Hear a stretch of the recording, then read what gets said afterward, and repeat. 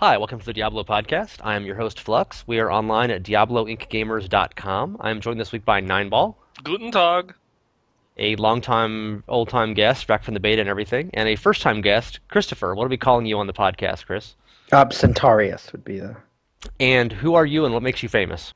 I've been following Ink Gamers forever, but mostly I'm I'm gonna get it wrong. I want to say 14-year member of the Ink Gamers hosted guild, the Holy Knights of Westmarch, playing since like the last year before Diablo II came out, running with guildmates who I met through the Ink Gamers site, and since Diablo III came out, which is something I may be the only person this is true of, but played a lot more Diablo 3 than I ever played Diablo 2.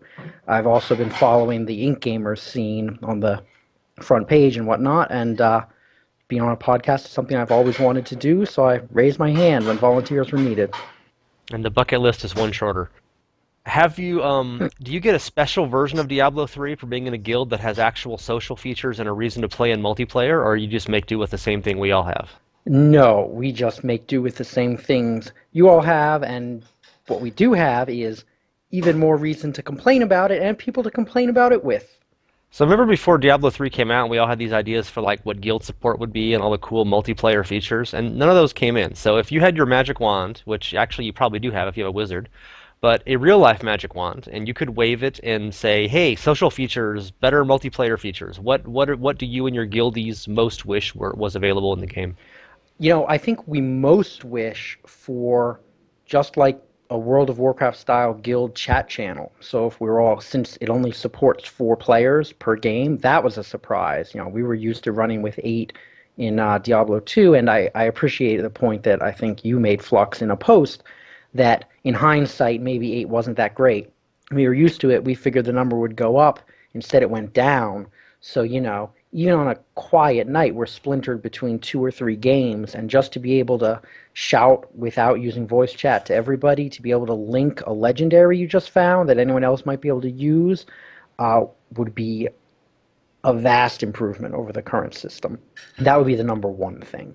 Even just a custom chat channel that you could make yourself. Yeah, you're in a guild in World of Warcraft, Nineball, and you're still active in that, right? So Yes. why, can you imagine if there was only 4 people in a game? And obviously, World of Warcraft is a raid type game, so there's no real comparison. But would you? I'm sure you have guildmates you wish you could communicate with better when you're playing Diablo 3 as well. Oh yeah, I mean even just like trying to imagine World of Warcraft, if only being able to communicate with 4 people at a time would be, that would be aggravating beyond all belief. Yeah, And at all times, at least one of them is shouting Leroy Jenkins, right? So that really Oh, clogs it up. oh, you have to. For those of you that don't play World of Warcraft, it's necessary. And so when you go into a dungeon, you might get that role, and you'll get kicked if you don't constantly type Leroy Jenkins every 5 minutes into chat. I'm sure that joke never gets old, so it must be really fun. Never gets old.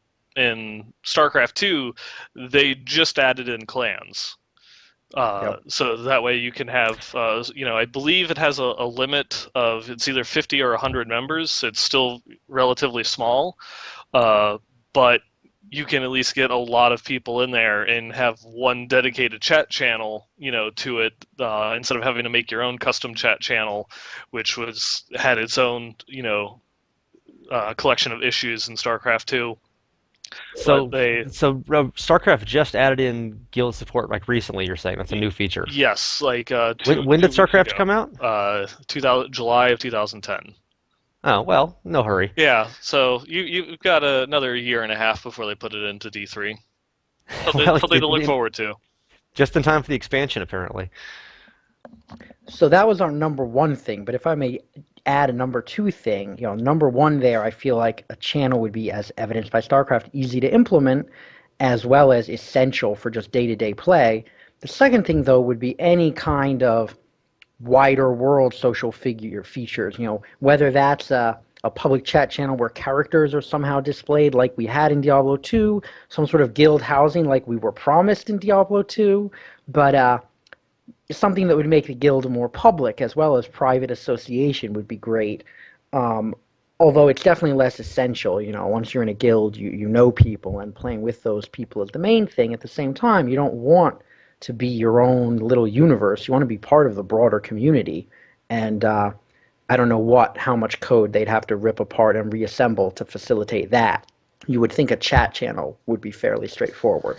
Do you guys make builds in your guild that are useful for multiplayer? I mean, there are there's a very tiny handful of skills in Diablo 3 that are actually more like there's a monk passive that gives you a bonus if you directly heal people, but there's like one direct heal skill in the entire game. It's just not used. I'm pretty sure that's the least used passive in the entire monk arsenal.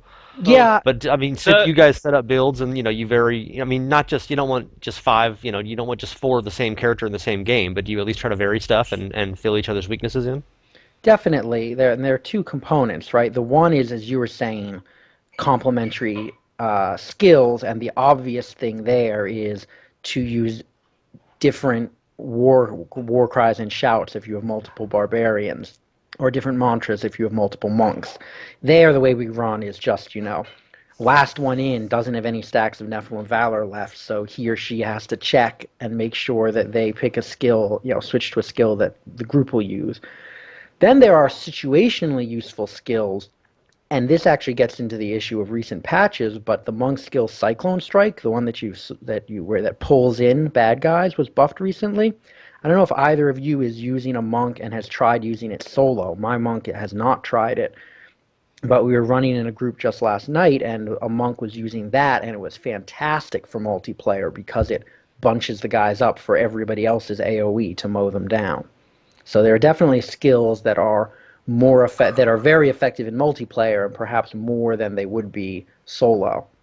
Oh yeah, the Cyclone Strike solo has like no real purpose compared to say using it over Wave of Light. But as soon as you pick up, say, like a CM wizard, they'll be your best friend if you pick up Cyclone Strike, or even just another monk using Wave of Light with how much damage it does nowadays. So are Diablo 3's party useful skills underappreciated by people like me who just complain about how we don't have battle orders or oak sage or various other fanaticism? I mean, there were many, many skills. Almost every character or class had a skill in Diablo 2 that, hey, you just doubled my hit points, or you made some massive improvement in my overall performance. I I think And in outside Diablo 3, they're just a little, they're like 10% damage kind of stuff. It doesn't seem like they'd really have the same magic. Yeah, I think outside of, say, Conviction Aura from Monks and the Battle Shout from the Barbarian, that either is going to give you 80% armor or the 20% extra resistances, there's not really any type of real good synergetic skills within the game that have the same level of effectiveness as the ones did back in D2. Though, you know, like the Cyclone Strike working really well with Critical Mass Wizard or other characters that have really concentrated AOE.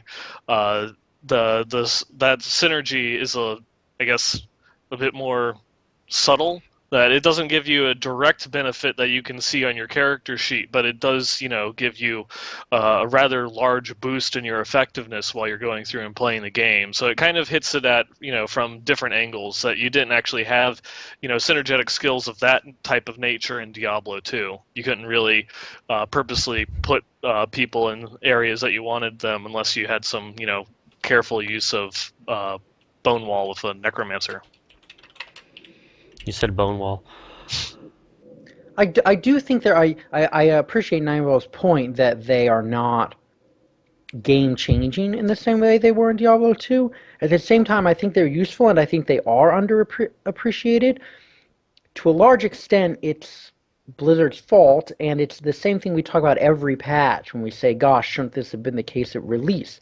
I think a lot of these skills were awful when the game came out and have been improved dramatically. And if you either A, don't play in groups, B, have builds and are happy with them, and therefore aren't trying skills even when they're changed, or C, just can't be bothered, you would never know that improvements have been made. And I mean, this goes to the design philosophy, and I guess, if they made everything too synergistic so that you had to be using, you know, what's the Diablo 2 equivalent? Was Oak Sage you were saying all the time? Then maybe when they tried to even it out, everyone would complain about nerfs and quit the game in anger. I don't know, but Yeah, we couldn't have that. they've chosen to go the route where everything was lousy to begin with, so that people quit the game for that reason. And I really think that the place the game is at now is an order of magnitude better than last May, and it gives me hope that they're going to keep improving.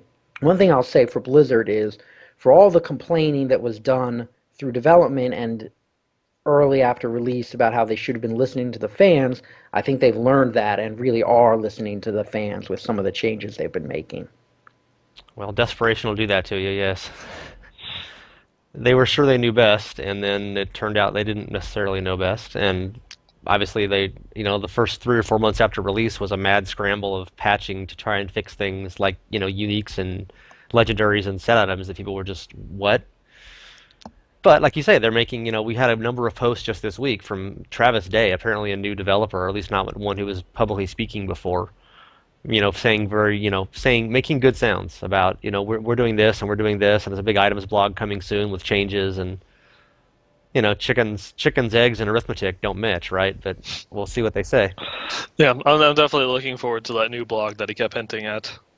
Changing topic a little, what have you guys been playing lately? What are your characters other than your 3v3 5 in the morning StarCraft games, Neinball? Who's your favorite character now, and what are you up to? Anything new you're doing? I'm still playing my monk as my main character.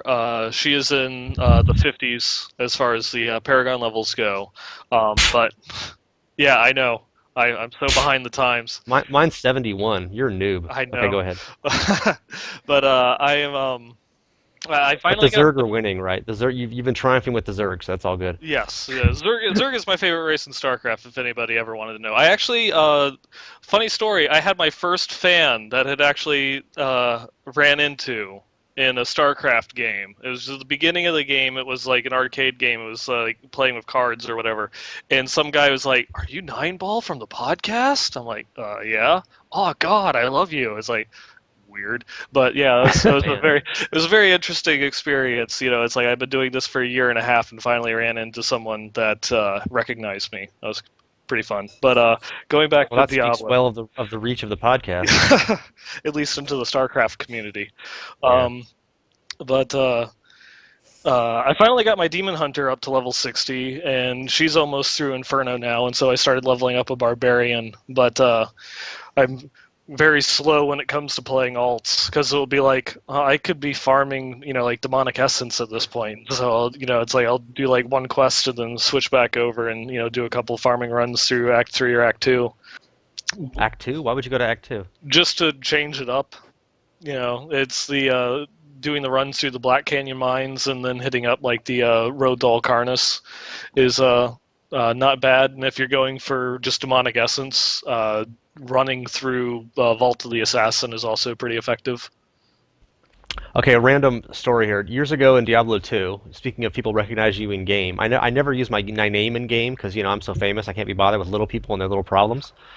But some guy, I think I had Flux in some part of my character name or something, and some guy's like, "Hey, you the guy who does the website?" And I'm like, "Yeah, yeah." And he's like, "Oh, here, look at this item I found." And we're right like at the end of the Bloody Hills, where that waypoint was. Mm-hmm. Hmm. And he gives me this like unique bow that wasn't identified yet. And I'm like, it was just some crappy crossbow or something. I mean, I knew what it was at a glance. And while I'm looking at that, opening it, he casts 3 hydras and runs to the waypoint and goes to town and turns hostile, which was the old PK trick. And it didn't work because I had resistance and kind of saw it coming, and I was able to get out of the way. But so you had a better story than mine. At least the guy didn't try to gank you in your game. But Yeah, this is true. He was one of my opponents. I ended up beating him, but it was all good by the end. But everyone thinks Blizzard was wrong to take out open world PvP, right? yeah, thank God they've put that back in, and it's so well implemented too with the PvP system. Okay, that's for later. Right. What have you been playing lately, Centaurs? Well, a little of everything. I run when not playing with the guild with my fiance, and we've been in a project of trying to get all of our characters all the way through Inferno, and I've done all of them except the monk. So most recently, I've been doing that with the monk. Um, the monk is badly undergeared. It's still in, I think, Act 2. Of course, my barbarian had been on the shelf for a little bit, but Whirlwind Barbs, since there were Whirlwind Barbs, and the boost to experience on higher MPs plus the demonic essences, he's I think 46. Paragon 46 has gotten me dusting him off and whirlwinding along, as everyone always complains about again. But I have to eat some public crow because more than anything else, I've been playing on my Demon Hunter, which I once told you Flux was my least favorite class, and that is clearly not true anymore. I've been doing the popular, I think, since you profiled it on the front page, but multi-shot vault, multi-shot farming build, and it's just fun. You can, take out 5 packs in 5 minutes and be off and doing something else. And that's how I always played Diablo 2. You know, couple of bail runs and I'm off playing StarCraft or not on the computer anymore. So I've mostly been doing the Demon Hunter, but also some Barb again and a little of everything. Well, you're a man of all, jack of all trades. Master of none. Well, there are no masters in Diablo 3, so that's not a problem. Everyone's Uh, a noob. yeah. So I've been playing mostly Monk lately. I didn't like Monk, kind of like you just said, Sitaris. I didn't enjoy it at all when in the 60s. I mean, the high 50s and early Paragons. I was under geared and just getting like massacred in Act 3 and Act 4.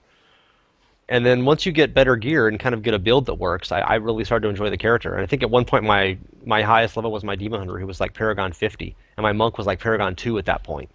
And my Demon Hunter is now like Paragon 57. My Monk is up to 71, I Wow. think, or 70. So obviously I've been doing a lot of Monk in the last So, few so months. maybe I'm doing something wrong, but and obviously it's under geared, but I feel like, and this is from my experience as well as my fiance's monk, I feel like the monk is really squishy compared to the barb.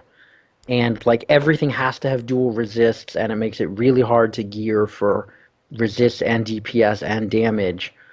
Like, is that wrong, or am I It's just definitely harder to gear a Monk than say a Demon Hunter because you only need like 2 stats on items on Demon Hunter. Uh, You don't need that. You don't need the vitality or the resistance. But That and my also it's Monk was when really squishy until I got good. I think it's just like everything else in the game. It's just sort of a gear check. yeah, when you reach a certain point, you notice that you have a lot more survivability, but it's easier to reach that point with a barbarian than it is with a monk. With like the battle shout increasing your armor or your resists, as opposed to with a monk, you're more inclined to want to use mantra of conviction to increase your damage so you can burst things down faster, and then the mantra of evasion only gives you 20% armor, which pales in comparison to what the barbarian shouts give you. Also, the fact that barbarian's main stat strength gives them armor, right? whereas the monk only gets half armor if you choose to pick that passive, because dodge doesn't even at, like, I think my monk is at 45% dodge or something along those lines without mantra of evasion, and it still doesn't feel like you dodge anything. You still Well, just you can get your face crushed really right, quickly if you're it's surrounded by a all or group. nothing. You can dodge, like dodge is great if you have a large number of small attacks coming in because on average it mitigates that percent of them. But if you have a smaller number of heavy hits coming in, like you do from, the only type of monster that anybody even blinks at, if you don't dodge, it can flatten you. Well, a Monk, you're actually standing still and getting hit. Where, the beauty of the spin to win Barb is that you're constantly moving around and you're not getting tanked on by 10 things at once. This is And Barbs have tons and tons of DPS. DPS is kind of cures all ills in Diablo 3, especially Mhm. once you get some life leech. And it's much easier to raid. I mean, my Barb has got very mediocre gear, and he's got, I don't know, 145k DPS or something. And my monk has got less than that with far, far better gear. Well, But monks do tons and tons of AoE hits on everything, so I think it actually adds up pretty nicely. right. yeah, paper doll wise, I think most classes are also always going to have higher damage than a monk does, because you have offensive passives where the monk has absolutely nothing except that one passive you mentioned earlier that gives you a damage boost when you heal other people, which almost no one ever No picks. one ever does. Yeah. Well, you've got the dual wielding one. I mean, if you've got Well, the one that adds to your damage if you use two different charge ups, but no one ever uses that, or at least not much. yeah, it's because it's if you go through and use a different spirit generator, you're reducing the amount of spirit that you're gaining overall because you're not just using thunderclap. Two, you're also reducing the amount of damage that you do overall because one, you're not using thunderclap, uh, and you're 3, also you're reducing. burning a spot on your bar to have another base attack skill. Yeah, exactly. And on the third, it's like, what am I giving up? I'm giving up a 15% damage boost from Breath of Heaven, a 60% damage cooldown from, Faith in the Light. What are you giving up to get that small, very difficult to manage 8% damage boost from Right. Combination Strike? That's the other thing about that. The duration is so short on the passive. I forget what it is exactly, but when Three I was seconds. first trying to make my monk so that it would actually get through Inferno, I tried to do something like that, but I could not. Even if I put three of the base attacks on my bar, I couldn't actually reliably rotate them fast enough to get the full boost from them from the passive. And it's like, all right, whatever. I went back to Thunderclap, Sweeping Wind, and a bunch of emergency buttons. The one that works fairly well for if you're going to grind high MPs actually is I forget which the rune is called, but it's one of the 100 punch ones, and it gives you a 5% bonus to attack Speed speed and and movement movement speed. speed Yeah, I think of that's stacks up to 3. So if you alternate that with Sweeping Wind, you get a noticeable improvement in your punching speed and your movement speed. yeah, I think And that you just got to go back and forth between them, and the passive also boosts that a Can little that bit. go So above the 25% movement speed from gear? yeah, Ooh, stacks above that. I yeah, might I try believe it. it's Blazing Fists. Yeah, so does the passive, the run faster passive as Yeah, well. But fleet-footed. That's one of my when I'm leveling, I use fleet-footed almost all the time, just because the faster you move from past pack to pack, the more XP you're gaining. Right. my joy with the monk has been Tempest Rush for about 30 or 40 Paragon levels, and I don't really enjoy the full-on version, which uses a scorn, and you got to get to like 14 spirit per second, Yeah, and you need the SOJ with the bonus and the whatever the amulet's called. I want to say the Nokozan amulet, but that's Diablo 2. But yeah, I think one of it's the unique amulets can also give you spirit regen. yeah, it's like the Zephyrian or something along those Yeah, lines. Zephyr, Yeah, that's it. Of course, the funny part is those are impossible to find in the game because you can't search rings or amulets for those bonuses. So you have to use a trading forum somewhere. yeah. It's one of the amazing things about the auction house. There's all these things about the auction house. The whole game is dependent upon it, and there's like 5 major features that don't exist. Yeah, it's just being able to search for a particular mod, even if it doesn't normally, roll on that particular item slot, and it makes, trying to find a wave of light SOJ, really hard Yeah, because you. it's impossible to find the SOJ or the Zephyr amulet you ever want Mhm. because you can't search on the skills or the bonuses. But the funny thing I did with my monk recently is everyone's, the most common passive they talk about is one with everything, and that if people who don't know the monk, that raises all of your resistances to the highest single resistance. So basically, you try to get, cold or arcane or poison or whatever on like 7 different items, and then that'll raise all your resistances up to 400, 500, 800%, whatever you want.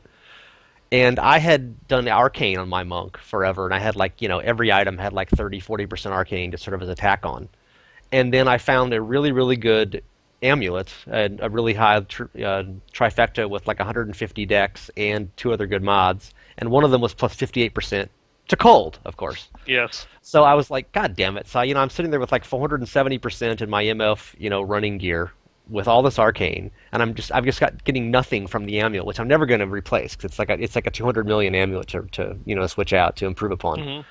So I was like, shit. So I finally went and just bit the bullet and redid everything. I had to get a new Inya's armor, a new Inya's hat. I had to get different rare gloves.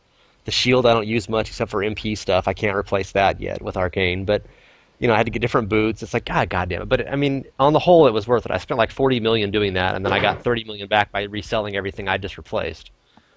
But on the whole, I added like 80% resistance, and I added, I don't know, 6 or 7K DPS or something. So it was worth it, but it was really annoying. And it'd be funny if the next patch changes O.W.E. now, as they keep claiming it's going to, and then I can fire off angry emails. Yeah, that's the one thing that I was really expecting them to do in 1.07 was to do the one with everything fix. And, I was expecting it, so I actually for a few months I had held off on buying any gear because I didn't know. Well, it's like if they nerf it, then buying something with lightning resist, which is the main one on my monk, then I will have wasted money.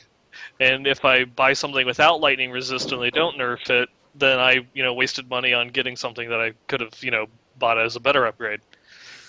So Do you think it needs a nerf? I like how it works. I think it's a nice skill, and it promotes equipment diversity somewhat, uh, where at least one class is not trying to get all res on every single It, pr- item. it prom- well, yeah, well, no, but most monks I think are also trying to get all res. So you need yeah, all res and your specific. It promotes item diversity in the entire item pool, but for the monk class, or even or particularly individual monk, I would say it reduces the options for how you're going to gear your character.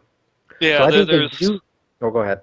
yeah. I think it actually is more of a limiting aspect for playing a monk than it is beneficial because you'll be going through and you'll be able to find that's a really good deal on those vial wards. But it has the wrong resist on it. It's like, are Mm, you going to go through and be like, that's a really cheap, Ina's pants, with a high dex roll. Oh, but that means because it double rolled dex, that means it doesn't has any right. resists on it. And there's a lot of things that I feel that it could be done better. Um, especially looking at a lot of the other, passives that other classes gain, that just is like, 20% resists or 20% less damage from all sources and things like that. That, even though it'd be, technically more boring to just give them something that's a flat thing like that, because I do find that the one with everything, is a lot more interesting and affects your gear choices a lot more than in the passives of any other classes. But it also makes you feel that when you're going and purchasing gear, that you're a lot more limited, because especially if you want to play on the higher MP levels, you're looking for something with all resist and with your secondary resist. If you're only going to be playing with, like Monster Power 5 or 6, then you could, it does open up a little bit more to you, I guess, which would be more of a benefit for the casual player, because you could either find something with all resist or with just the secondary resist and be fine. But I'll be interested in seeing, based on some of the uh, suggestions that they had in the developer blog for 1.07. One of the things that they had considered was just removing the passive and making it baseline, but they felt that that'd be a bit too confusing for players, because we're all preschoolers apparently. Yeah, so the Yeah, we have a whole thing on passives in a second, but I'm going to disagree on your two opinions on O.W. I think it helps a lot with diversity. I'm looking at my monk right now, at least an online version of him in a browser, and I have Vile Wards, which add cold res, and of course have res all as well. But also I have 58%, well, not percent anymore, but 58 cold on my on my amulet with no res all. I have 33% arcane on my hands because I haven't found new gloves yet, and which is annoying me, but better ones. And I also, my torso, Inya's Vast Expanse, has cold resistance on it. My bracers are Lacunis with cold resistance on them. My waist is a Witching Hour with cold resistance on them. And none of those have Resol. Those are all just cold. And I could not, those would be useless to a Barbarian, for instance. I mean, not useless, but much less valuable. And I also have boots that have cold res on them. So what I've often found is you're looking, like my boots are 250 dex, 140 vitality, 20% magic find, and fast run and cold res. And those are just ones that I use for MF, farming on multiplayer 0 or 1 or 2. And they're nice for the magic find until I get a little higher level. I'm going to switch back to, God, what the hell's the set? Nat's set. Nat's set and Nat's ring eventually for higher DPS. But I often will search, like I was searching on, I just bought the Witching Hour recently, and I wanted some Vit and I wanted Dex, and then there's 3 mods. And if I had to get Resol, that's, 150 million gold or something like that. But I right, got cold and it was almost a throw in. It was like 10 million gold. right, exactly. So you So save a fortune buying your O.W.E resistances with a monk, then you're just stuck with it forever afterwards. right, so my first reaction is I'm impressed that you're running with that your monk is geared enough to run with single resist on those slots. But as you know, I'm a monk noob. But secondly, I think that goes to my point that while it increases, the universe of items that somebody somewhere would be willing to buy, that's not necessarily a benefit for an individual monk, except to the extent that, as you pointed out, it's cheaper because no one else wants it. So it's a throw-in, a free stat, basically. Interestingly, way back in the day, damage plus to min and max damage on rings and amulets was a free stat, but I think people are now wise to how valuable that is, given all the times it gets multiplied, and you have to pay for it now, at least in my experience. That's an aside, though. Um, what the sort of forced diversity from one with everything doesn't seem to do, in my experience, is impact the broader economy, right? Like, yeah, it's great for the monk who's buying on the cheap, but someone who's wanting to sell something, they don't see, oh, it has the maximum 50 cold resist. I can sell this for more money. This is a great roll. I'm excited that this item dropped. They're like, oh, geez, cold resist, worthless. Well, Um, that's another benefit for monks. We get right, cheaper sure. discounts. Hmm. And it may I be just recently sold bracers that had both res and big dex and big vit, and I forget what the other res was, but it went for much higher. It was several million more than it would have been with just the res all. mm, Yeah, if you have all resisted plus another resist on it and it has, main stat dexterity, then dex. you're definitely going to get a premium price for it. And obviously, another class doesn't want that because it's got dex on it. So Hmm. But as for One with Everything itself, I'm actually extremely curious whether and in how they're going to tweak the mechanic versus move away from it entirely. Because, like you were saying, Flux, they could just make it a plus 35% to all resists, but that would be boring because that skill's elsewhere in the game. So if they're going to tweak it, I liked the idea. I think this was either from the blog or a blue thread posted on the Ink Gamers front page, the Diablo Ink Gamers front page. But the idea of disallowing them to roll together, but allowing plus to a specific resistance to roll vastly higher values is interesting.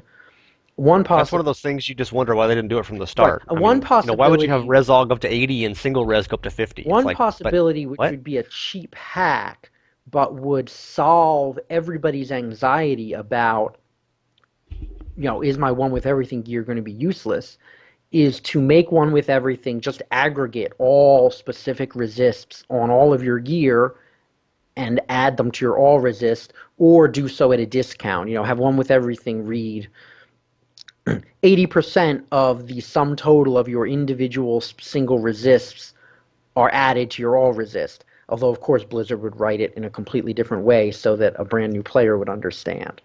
But that would be an easy way to deal with people's anxiety about gear. On the other hand, it would be a little boring, and I can certainly see people complaining that it would be OP for monks. Yeah, that Yeah, would be a little easy.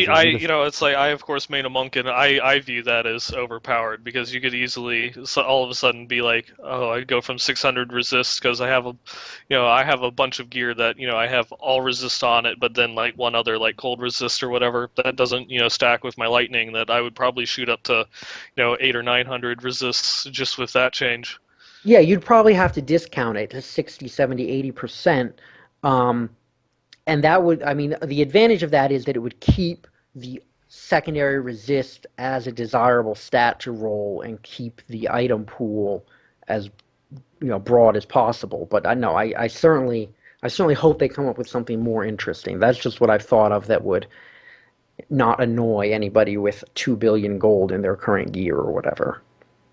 people with that much money in their gear deserve to be annoyed anyway, in my opinion. Fair enough. They should be Bobby-ized, which is different than Bobby's eyes. But I've been trying to work that pun in all Yeah, day, and I haven't Bringing thank you quite it for back. managed it. clarifying that they were different. Bringing it back. So, so speaking of passives, we have these threads going in all of the class forums now, basically saying, here's all the passives. Which ones do you want to change? Which ones do you think are good? Kind of inspired by what Blizzard's been saying about One with Everything, and considering that they termed it bake in some of the effects. So you take some passive that nobody uses that's useful, or you take a passive that everybody uses that's mandatory, and you say, we'll just make this an inherent character trait, like how barbarians and monks get a 30% damage reduction just flat off the board to start with. And that's one with Everything is one they suggested for that. I think they'll be the lower powered to actually just bake that in. But we have these threads going on all the forums now, and since you guys have every passive in the game in your heads and are really prepared for this question, can you think of any passives on your characters or classes that you'd like to change or that you're really unhappy with or whatever? So if And as example, one of the funny things as a part of looking at this, there's all these forums like our own Diablo3ladders.com, which ranks which tallies up the skills used by every character in the universe, basically, and shows you percentages used and such. And as I was looking at all the passives, which of the classes do you suppose has by far the least diversity in passives of all the 5 classes? Well, I actually think the monk, and this bit of a digression, but this is actually You're a wrong, by just the way. well, okay, and I'm a monk Well, noob. you guess, Neinball. I'll save that a second. We'll go back to you. Just guess on this one question. What do you think, Neinball? I think I'm probably actually going to go with the wizard. Hey, you're both No, wrong. wait, no, wait, Barbarian wait, has wait. by I far know. the I least wasn't diversity. thinking. Wait, I wasn't thinking about the question. You mean diversity in terms of in the world, all the characters out there, which is most varied? There are 2 passives that over 80% of Everyone, all yeah. barbarians Well, they're use. so much better than all the others, Ruthless and obviously. Weapons Mastery. So the least diversity in passives is the Barbarian by far, Okay, which is funny because definitely. you don't hear a lot of complaints about the Barbarian, probably because those are the 2 most overpowered offensive passives in the Right. game. I was Yeah, answering the wrong question. I would. I wasn't answering which class is the least diversity. I was going to argue answering which one has the least useful ones. And the I barbarian, those two are so much better, but the barbarian has loads of good passives that you could use. And the I funny would part probably is the trade. Barbarian has, I think half the Barb's passives have under 5% usage rate, simply because there are two that are so head and shoulders above Right. the rest. Yeah, So I it's would kind of give up hard one to. with everything for either of those two passives that the Right. barbarians Well, have. and this actually, what I wanted to digress on is to sort of close out the one with everything point. In general, I'm opposed to the idea of baking specific skills into the characters because it's more fun to have to make the choices. But because the monk passives broadly are so inferior to one with everything, if you baked in one with everything, I think it would open up people's willingness to experiment a lot more. So that's one I'd actually be okay with baking in. My But it's so barbarian would powerful. love having the plus 10% crit baked in, but that's beside the point. So the funny thing, I was actually in the post I did about the Barbarians passives, or was it the Monk? I think. Oh yeah, it was the Monk's passives. I'm looking at the Barbarian ones that are useful, and literally there's like 7 Barbarian passives that are better than any Monk passive, at Definitely. least in terms of No what you would question. choose. Hmm. And that's just because the Monk doesn't really have offensive bonuses to his passives very much. That was one of the largest outcries, at least from monk players with the 1.07. It's like we appreciate that you buffed our spirit spenders, but you didn't address their concern with spirit generators, and you didn't even touch passives, which is probably one of the largest points of contentions for monks, just because of how bad so many of them are. So just 2 Barbarian passives that nobody uses. Berserker Rage. You inflict an additional 25% damage while at max Fury. Nobody uses that with Barbs. It's under 5% popular because you're never at max Fury because you're spending it on stuff, right? I, But imagine if that was a Monk passive. I mean, you're not usually at max Spirit, but if you got 25% damage for being at max Spirit, That you would use that constantly. not only would you use that constantly, but that would also affect your talent choices. That's Yeah. better than overall, unless you're constantly cycling the 50 spirit to use it. But you could switch over to hard target, and you have basically a self buff overall the entire time. Without just spending no spirit. this And yeah, it's powerful, and it would actually, as you say, it would change your skills. It would change your build, which I think is what passives are supposed to do. They're supposed Hmm. to give you different ways to play. right. And Another Barb one, Brawler, nobody uses, like 2% popularity. As long as there are 3 enemies within 8 yards, all your damage is increased by 30%. My monk would crawl through broken glass and have sex with a toaster with your dick, Neinball, to use that skill. so Oh, why? I mean, Thank you imagine for having, blessing me with and that. it's, But that bonus could be 10% instead of 30%, and and it's you'd like still use it. I would give up one with everything for that. Just some form of constant damage buff for the monk class would just answer a lot of the problems that people have with playing monks. I And may not to mention, let's just cite Ruthless here. 5% critical hit damage, 50% critical hit.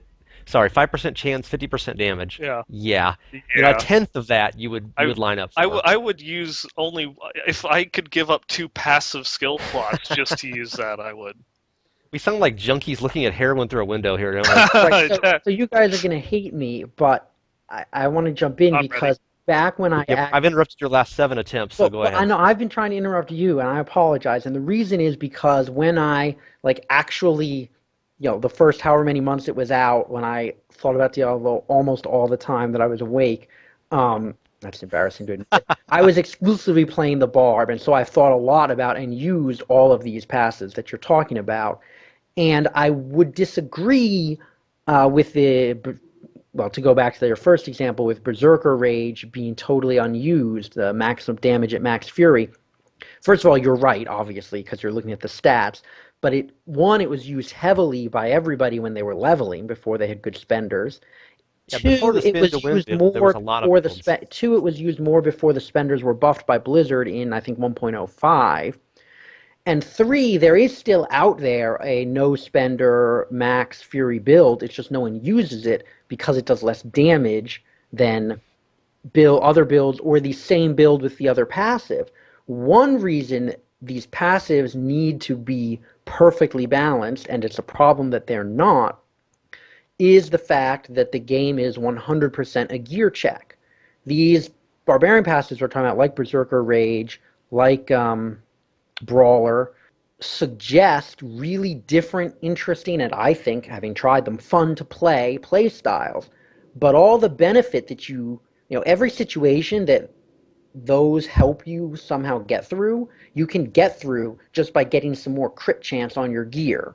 And with the right gear, any build will work. So assuming you have the good gear, the only build worth using is the one that does the most damage at the expense of the ones that are fun. And if the skills were more powerful, independent of your itemization, I think people might be more inclined to create a build around a skill that was different, like Relentless. Berserker Rage. Sorry. Yeah, good point. Okay, one other thing on passives. We need to move on here. We're getting towards the end of our time. But we were talking about what passives would you bake in for other classes? And for Demon Hunter, we're looking at a bunch of the lists, and the ones that are not used. Okay, one of the weird ones I thought might be good. Hot Pursuit. It's currently used by 3.28% of Demon Hunters, which is nobody. And the passive does whenever you are at full hatred, movement speed is increased by 15%. Now that's not real useful. You have vault, you have other ways to move fast. But if that were actually an inherent characteristic of the class, or if that were combined with some other passive you actually use, and say you made it 90% instead of being 100% hatred, that could actually be really fun. Suddenly you want to keep your hatred almost full, or when you finish off a mob, you vault into the pack, you get the vengeance. Vengeance immediately refills your hatred from all of the orbs, and now you can race off at 15% movement speed boost, and you're happily getting to the next group immediately. So most of the classes have 5 or 6 passives that are essentially unused, and you wonder, why have these as passives if nobody likes them? Maybe you can just add them to the character. Anyway, if people are interested in that, we have threads on that on all 5 of our class forums right now. And we need more good ideas. I'm going to do some kind of main page article on that once I get a little more of the feedback pulled together from people. So any last passive thoughts, guys? Oh, Neither of you are passive. You're both very alpha male, I can tell, so you're done with that. yeah, very Okay. much. Okay, a little bit on itemization, our last sort of topic here. What do you guys actually pick up now when you're playing? I mean, in the old days, I remember picking up blue items for God's sakes, like in the beta test. Oh yeah. And then it gets down to you're just picking up rares, and then eventually you're like, okay, I get 500 rares a second. I need to start picking up the useful kind of rares, and only the high-level rares. So you can go first here, Centaur, since I've been cutting you off all day. What are No, you picking up when you're playing, and what do you like? I am, if not truly a noob, a medium player and perpetually poor, so I'm still picking up all the rares. Part of that is that I move too quickly to be bothered to tell if I'm looking at the right kind of rare. Another thing is since they changed the stat rolls, level to be based on the monster, any level is useful. So it's just the only question would be like your posts to skip weapons. Well, I desperately need better weapons on pretty much everything but my barb, so I still pick up weapons even though it's kind of a waste, I know. But it's like, Two-handed weapons? One-handed weapons? Die bows? yeah, okay, I kind of have been known to skip two-handed weapons that aren't bows. That's true. Okay, well, there you go then. But I think you're saving this for a later podcast. But one reason that I'm perpetually poor is that I've been doing some crafting, which conveniently also needs materials. So since 1.07, for the first time in forever, I've actually been disenchanting.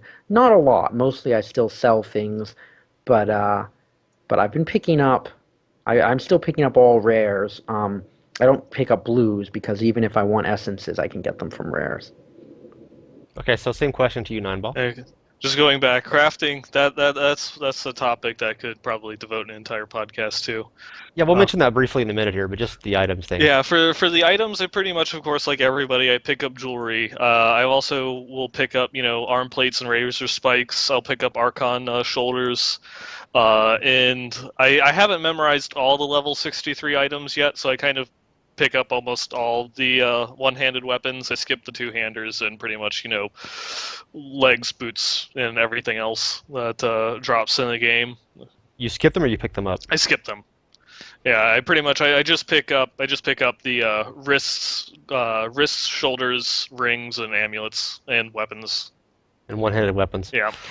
I also want to point out that that's what I pick up when I'm farming, but since I play a lot with other people and usually other people I'm talking to either in the room or on voice chat, the group only moves. That's at that point a group rather than some random people. The group only moves at the slowest person's speed. So And like I'm pretty good at That's only if you I guys like each other. When I'm playing right. with my guildies, we leave you behind. It's like if you're picking up shit, you're gone. Well, anyway, the point is I sometimes will go back and pick up some stuff I wouldn't have if I'm waiting for somebody to finish with something or they had a phone call or what have you. Are you doing hot IDs in the dungeon and just dumping stuff in between monster packs, or are you actually going back to town and saving it all and disenchanting and selling? A hot ID is something like jewelry or legendaries that I don't already know they're worthless just from the graphic, which is pretty rare at this point. Usually I dump them in town because now that it's only 1 second per click, click, click, click, I can read all of the stats in the time it takes to move my mouse off of it, just with the tooltip flashing up. So I don't know how many items fit at once, like 25. It takes 25 seconds to dump them all. It's not I as have big a deal my as inventory's all full of charms, so I don't have much space. Oh wait, wrong game. Oops. I don't think the time spent IDing and selling things and maybe I'm not hardcore enough. I don't think it's as big a drag as a lot of people seem to think it is. I think it's a good like take a deep breath before tearing through the next 8 packs or whatever. Okay, I have two suggestions for people. One thing that I found is fun is, when you pick up amulets and rings, unless you're insanely rich or stupid or both, you pick them all the rares. Save them up for a few games. It's fun to get like 20 of those. It reminds me of the Diablo 2 days where you would just spend all your gold, gambling on Gambling. amulets and rings. Hmm. And if you do like 20 at once, you almost always get at least one that's worth selling, if not using. So you don't feel like you wasted time. It's like, oh, look at this. I can get 2 million for this in the auction house or something. Yeah, that's something that I'll actually do with all of my rares. If I'm playing solo and just doing item runs, I'll go through. I just empty out a tab in my stash, and I just everything that I pick up, I throw into it, and then at the when I'm done, like an hour playing or whenever the stash fills up, then I'll stop and then go through and identify everything, see what I got. Yeah, I don't know. That's a bad idea. That would take too long. But the second suggestion I have for hot fixes, if you're doing a character that has resource regeneration, for instance, I'm playing a monk, you need spirit, occasionally you'll finish a battle and you'll have no spirit left. And instead of running through the dungeon for, 10 seconds while your spirit refills, just stand still, identify 5 or 6 items, rares. You have to do it anyway at some point, right? And by the Yeah. time you're done with that, your spirit's, mostly filled and you can take off at full speed Yeah. again. That's a really good So, suggestion, I so think. you're wasting the same 10 seconds either way, but instead of doing it in town later on, do it now while you're getting a resource back. Obviously, it's not as useful if you're a barbarian, for instance, where your resources are going away at the time, but if you're a demon hunter or a monk or even, I guess, a wizard or a witch doctor, all they have pretty fast regen. You might not need it there, but okay, it's a monk only tip, but no one else, I don't care about anybody else, so And that's Though, Demon fine. though Hunter. as a monk, your resource would generate faster if you actually got into combat. Yeah, but if you've cleared a whole section of dungeon out and you got to run through 10, if you're in the keep or something, or, area at crater, one of those levels, and you got to run a long way. Hmm. I think it's a Demon Hunter tip, especially if you don't have a lot of plus discipline gear and after getting 2 packs that both had extra life and you've gloomed a whole lot and you have no discipline, perfect Yeah. suggestion. Or hatred, but generally if you're using you can get hatred back pretty quickly generally. Plus, for me with the monk, I'm using Tempest Rush. So if I have spirit, I'm moving at 165% or something. So Hmm. it makes a huge difference in foot speed versus not being able to move fast. And if you don't have spirit, it's better. It's almost better to wait and get the spirit back and then run with Tempest Rush than it is to run normally while the spirit comes back in on its own. Yeah, that is true. I've messed around with the Tempest Rush build a little bit, but I couldn't get into it. Well, I don't like it full time, but I love it for farming. Like currently, I have 2 claws that are about two spirit per second, and I've got like 1.8 on my Enya's hat. And then you do that with one of the passives. The passive Exalted Soul gives you what, doubles your pool and gives you 1 per second or something. Yeah. You can even use it with the Templar. He's got a 12% spirit regen, one of his passives, Yeah, which I never use. he's one of the ones that is, highly recommended for that particular build, just Yeah. because, he gives you that extra 12%. So with dual wielding and with like 145k unbuffed DPS, my monk has got like 9 to 10 spirit per second, which is not enough to do it full time, but I can kill pretty much all the trash mobs in one pass when I'm charged up with Sweeping Wind, right? And you can do it. You can run for 20 seconds. You always can run enough to get to another big pack. What I'll quite often do in the keep is I'll just blast through everything. Just run through the skeletons like in their turnstiles. Just full speed. And you're not quite as powerful as a spin to win barb. You're not getting kills on everything with one pass. But you can just blast from you're moving faster than a barb, even with spirit does. You can outrun barbs with sprint and Wrath of the Berserker with Tempest Rush. You're still faster than them, Mm-hmm. but you're not killing everything instantly, of course. But Sadly. you can just run from boss to boss. Essentially, just turnstile all the skeletons, run through 5 rooms. Hey, a boss. You know, you decloak at that point, and you just beat the crap out of them. That refills your spirit. You grab the one useful item they drop, and you're off again. And it's really kind of a fun farming way if you don't mind it not being 1,000% efficient. This is random, but as a spin to win bar playing on higher monster power and therefore not necessarily one-shotting everything, I often wish that white and, for that matter, any monsters could run faster so they would keep up with me and be fury fuel when I got to the next back instead of having been left in the dust. But alas, one can't have everything. Literally left in the dust as your tornado spins. Yep. Yeah, well, imagine that. If that would be an interesting thing for maybe a monster power upgrade. I mean, if you're new into Inferno and the monsters are running at 140% movement speed, that would be a bad thing. But Right. if you're on Yeah, age I mean, 5, maybe they get a little bit of on the speed other hand, it increase with makes it. it harder for a kiting wizard, so I don't know. Yeah. Well, there are no wizards anymore, so that's okay. Okay, last topic. Crafting. The new crafting is out, and are you guys still picking up all the demonic essences, and are you enjoying it? And have you increased your gear from any of this stuff, Centaurus? Yes to all of those, although my gear hasn't increased by as much as I'd like because I've been greedy about my magic find. So the only things I've really been trying to roll, because I just don't make that much money, have been shoulders, and because I think they're the easiest to get an upgrade, and amulets because the top end of an amulet is so astronomical. Um, and like my demon hunter, I've probably rolled in the last week. I haven't played all that much this week, but I've probably rolled, 30 shoulders, of which 5 would be massive upgrades, but only one of the 5 actually had any magic finds. So I'm using that, and I'm delighted to actually be using something that I've created Are you rolling dex shoulders or vitality? Dex. My monk, Yeah. I gave my monk, I was complaining about him being squishy. I give my monk vitality shoulders. And now every time I roll slightly better, I'm rolling for my demon hunter, but I'm always checking them against the monk, and I'm always like, oh darn it, the monk's got the vitality shoulders, and he really is now hooked on that life, so to speak. The other thing I think is a great success about crafting is the account bound. Um, it's frustrating, since I have friends I play with who I like, I'm constantly wanting to give them gear. And more than once in this last week, I've been with one of those shoulders. I'm like, oh, this would be a huge upgrade for so and so's. Oh, it's account bound. So and so, you Well, need to start crafting these when they put the shoulders. Start crafting these shoulders. when the guild tools come in the expansion, they'll have a way you can transfer account bound stuff to guild mates. Wouldn't that be They nice? won't. Oh, yes, that would be nice, but no, they won't. Yeah, great. So Yeah, how is your and then they'll crafting going, be Neinball? then people will be going through and selling, guild invites for 10 million gold. So how's your crafting going, Neinball? I've the only lucky piece that I've gotten from all of my crafting so far, but I've only crafted, maybe a few dozen pieces.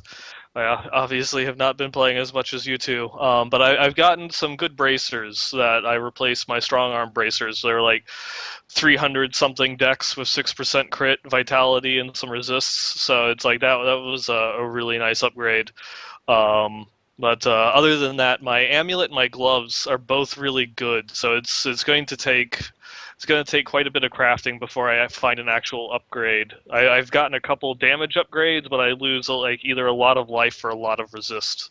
So I'm still going at that. And I found something that's comparable to my Vile wards that I was using. I lose resists, but I managed to pick up gold pickup range and about a few thousand damage.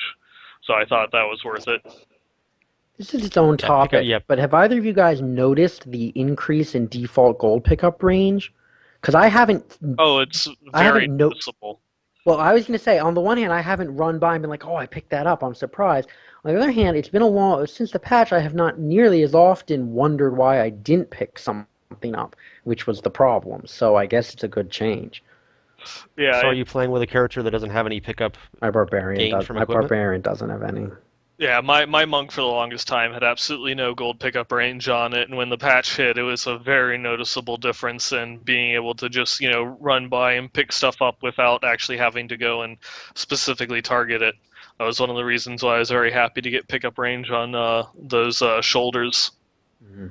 I believe the default used to be 1.5 yards, and it went up to 3, was what they said it was. Correct. So Right, and since it a doubled. yard is the same thing as a quarter inch, apparently. But Yeah, yep. well, that's what I told my last girlfriend. But Okay. I just noticed when I was switching my monk's gear around, as I said earlier, I switched from arcane to cold. I didn't realize I had dumped my vial wards. I think had my pickup radius on it, and suddenly I didn't have that, and didn't realize it that I didn't have it one game.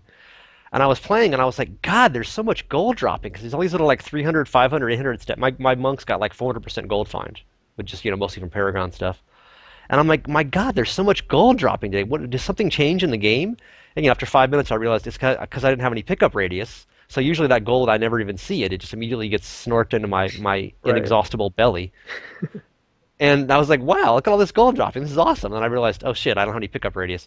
But it wasn't as I remember in the old days when there was no pickup radius, you would just have to like run circles around stuff to get it. You'd be like, oh, this is just bullshit. And so I think it's a little less frustrating now. So I guess I like they made that change, but I didn't notice it until I didn't have any gear adding that to me. That was specifically what the change was made. If you had gold pickup gear, you wouldn't really notice it too much. It was made for those people that didn't have gold pickup range, so that way because I believe the specific reason was is at 1.5 yards, the pickup range for gold was actually didn't extend, to the width of your character. So you could actually physically move through a gold pile and not pick it up because you missed it. Or especially if you're a large character like Wrath of the Berserker Barbarian or something, and Oh you're like, yeah. You're, Ugg can't see, Ugg not like. Right. Have either of you guys done a Witch Doctor with the really high radius stuff for the Gruesome Feast and the other skill that works with that? I have Yes, not. but I I'll do have a wait. friend that's been working on some gear like that, but he hasn't gotten everything together yet. Yeah, because I have a Witch Doctor with I think 47%, 47-yard pickup radius, and it's really funny. You Yeah. just never see anything. Oh yeah, well, what is it? It's based on the thing of the deep with like the default 20 yards or something. Yeah, there's a Mojo that's got a 20-yard radius, and I have 5 or 6 or 7 on like 4 different items, and because you need to get these things, because as soon as you get them, it fuels your stuff. But you literally never see any gold, or it's like you're playing in a game where there's no gold or orbs, because you never see them. As soon as they appear, you just inhale them.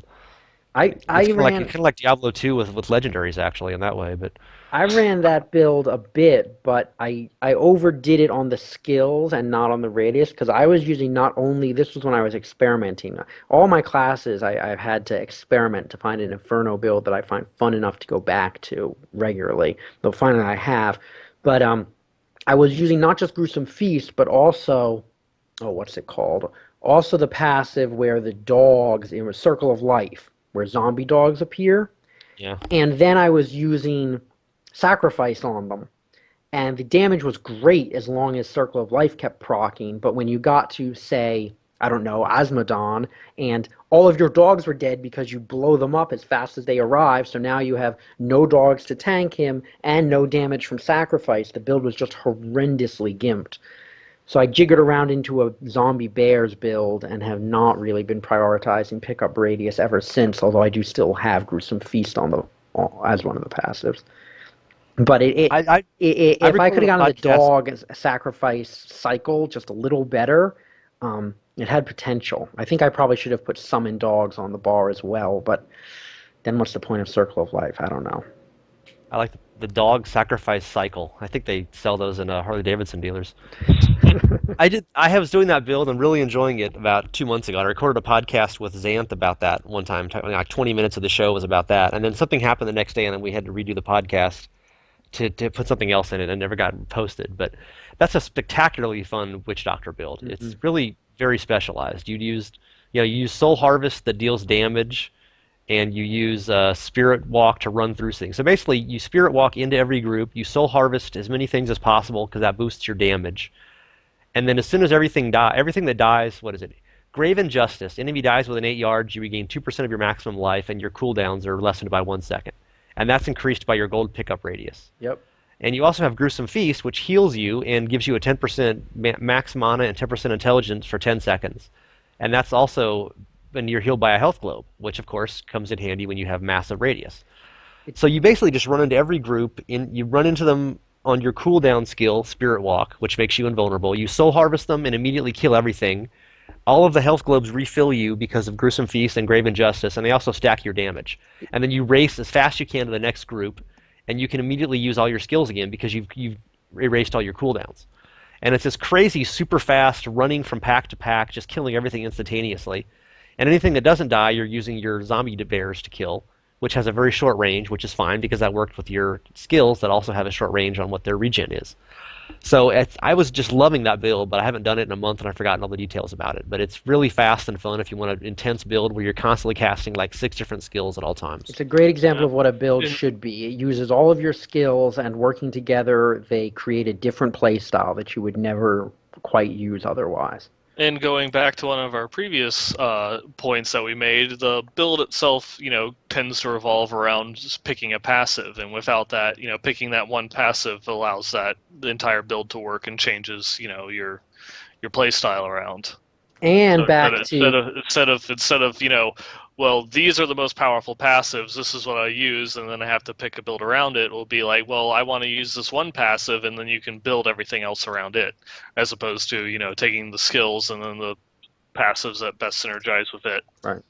And another Uh, thing from earlier is that it gives value to a mod plus pickup radius that, although it would have some value without the build, would have less value. I think there's Yeah. also what is it? There's also like that works. That build also works ridiculously well in multiplayer games. If you use, I think it's like the zombie dogs with Final Gift, just because the dogs are always dying and you're getting even more health globes. You're like a pseudo healer for your entire group because you're always picking up health globes and they're always dropping all the time. So that way you're actually having a constant amount of health regen for the group as you're cutting through everything. Yeah, lots of fun stuff with that one. There's a one of the root effects in Grasp of the Dead is death is life, and that gives you a percent chance of a zombie dog or a health globe if something dies in that area. Hmm. So you immediately cast that on the pack, and then you blast them all with Soul Harvest, and then you refill yourself because of what you're doing. It's very fun. It reminds me a little of when you're first doing the multi-shot Demon Hunter with Vengeance, and you're using all your hatred up to kill the packs, but you immediately refill your hatred from all the health orbs they drop. So it's just sort of this perpetual cycle of I'm empty, I'm full, I'm empty, I'm full. And everything else is dead. It's like you're on a Weight Watchers cruise. Okay, we've gone an hour, guys. We're pretty much done here. And any last thoughts? Anything you're dying to do in Diablo 3 that you can't do yet? And why is it all Jay Wilson's fault now that he's gone? Well, it's all Jay Wilson's fault, obviously, because it's Jay Wilson's fault, and the game was developed for consoles. Yeah, Because he eats yeah, too many. yeah. Because he eats hamburgers. That's why. There we go. Fuck I that always loser. love. I've been to BlizzCon like 4 out of the last five times, and so I know what people who play Blizzard games look like in real life. And maybe I wish I didn't know that. But I always feel like a triathlete when I go to BlizzCon. I'm not a triathlete, but I do work out and stay more or less in shape. I feel like an Olympian at BlizzCon. So it's always funny when people are making jokes about like Jay Wilson eats too many cheeseburgers or whatever. It's like, yeah, because there aren't any video game fans who are a little overweight. That certainly doesn't happen. Oh no, that's just a stereotype. Yes, which I've just reinforced. Okay, last thought for you, Centaurus? Not really. I think, we've talked some about whole systems that we'd like torn down, whether that's social or guild support or itemization. But in terms of features that I realistically expect to ever be in the game, I'm pretty happy with the incremental approach Blizzard is taking. I think it's gotten better and will keep getting better. I think it would have been a lot more successful if they'd been a little faster about it. That's all. My only thing is that I'm still like impressed with the amount that they've done to the game after release, though a lot of it, could be done a little bit faster in order to get some of the content in there quicker. I think the only things that I'm like really looking forward to is touching on the itemization system and adding a little bit more depth and interest to it, which is one of the reasons why I'm really looking forward to the item blog that's apparently coming soon. But I also am reserved in expecting that. So a lot of my problems with the itemization system, I don't think that they could realistically fix without releasing an expansion. So it's not something that I'm holding my breath on for them to fix in a patch. And I also, recognize that it's not something that they can just do in a patch. But I'd definitely be looking forward to seeing what type of system changes that they have coming in the expansion. More than likely, its announcement at BlizzCon. There's one feature that I've always wanted, and I think with the new emphasis on demonic essences from less popular bosses would be even better, which is some sort of farm or no story mode, where when you log into the game, all the waypoints are up, all the bosses are up, it can be just in the act, and there are no stinking cutscenes to have to skip through. You can just kill, kill, kill the whole time you're playing. You can skip the cutscenes? God, I had no idea. I've been watching those for a year and a half. And you hadn't That killed yourself? I keep that thinking Kane's gonna survive one of these times too. that I'm actually like, dodge the butterflies, and he never does. If I shout it louder, he'll hear me though. I'm Is pretty he a sure. that's now turned pilgrim or into not? a It's actually turned into a little bit of an in joke in my guild now, and everything that is not Diablo, when any type of talking happens in any game, it's like I'm hitting spacebar, but nothing's happening. It's like they're still talking. I don't understand. Okay, total digression here for our last point. I finally saw The Hobbit last night. I haven't seen it Mhm. since it came out anyway. Have you guys seen The Hobbit, the new one? Yes, I'm saw assuming. it. And so the thing I thought was the weirdest was the Goblin King is this huge deformed thing with a giant scrotum for a chin. I could have done without that probably. But he's talking, and he's talking like a stand-up comedian. Like he's making jokes, and his voice is totally normal. Yeah, that And it was real. I thought it was really odd that he didn't sound that way, and it made me think. I thought it kind of ruined his character because he just sounded like a regular. Like it was like I'm like, is this the temp track? I mean, when are they going to put in his real voice? yeah he did. But apparently that was it. Yeah, especially when you have all the little goblins, and they all sound like so guttural and scratchy, and just feral, and then you have him with proper pronunciation and everything like that, and it was very weird.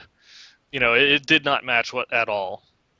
And then, of course, my immediate thought was Diablo 3, and every single goddamn monster in the game, talks through 8 layers of synthesizer and desyncing and deep voice and scratchy, and they're gonna kill my family and skull f my mother and all that other stuff they're gonna do. That's so scary. I'm like, like when Pumpkinhead's just going on in Act 3, and you're just like, please shut up. I almost want to screw up my run just to go kill you to see you'll shut up for 1 minute, but he never does. So it's like, is there a happy medium somewhere? I mean, we've got Goblin King over here, and he talks like a guest on the Letterman show, and then you've got every single boss in Diablo 3 that talks like their garbage disposals come to life. Why can we just get something in between the two? Maybe next game, the expansion when we're fighting whoever. Well, I think Ghosts. probably like the Asmodan and Diablo probably would have been helped a lot more if they didn't talk every 5 minutes. The voices would have worked well if they just had less lines. Yeah, I just Yeah, I I just would like like to Diablo and all say the previous games. Yeah, terror. yeah, that one. That's a It's good one. awful. Terror, roar, roar, roar. Okay, on that note, you've been listening to the Diablo podcast. We are online at diabloincgamers.com. Bye bye. Bye. Thanks for having me. Bye. Moo. Or Do we still do that? Moo. what would the demon cow sound like? It'd be like moo. Moo roar. Moo roar. Mm.